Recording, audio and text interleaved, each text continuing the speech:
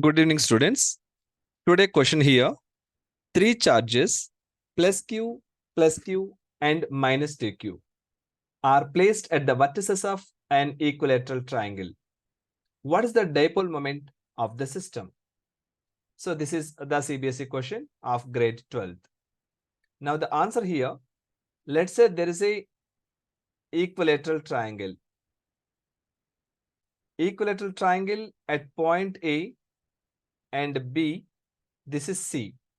At point A plus Q and point B plus Q, at point C minus 2Q.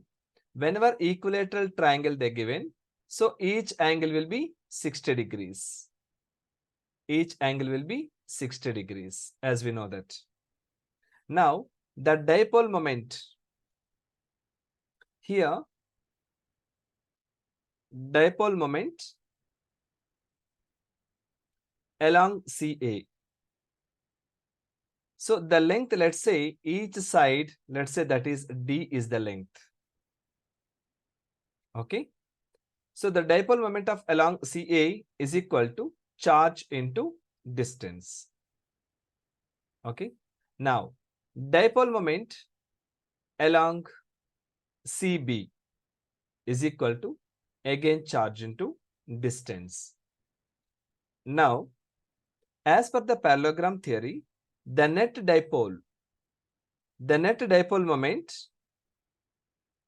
acts along the CD line. Now, this CD line, as per the parallelogram theory, as you know that, let's say PQR. Now, let's say R is here.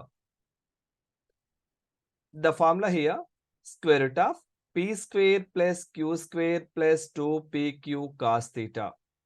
This we have studied according to parallelogram theorem. So here, let's say P is equal to square root of, what about CA side? QD. QD whole square. Again, QD whole square plus 2 into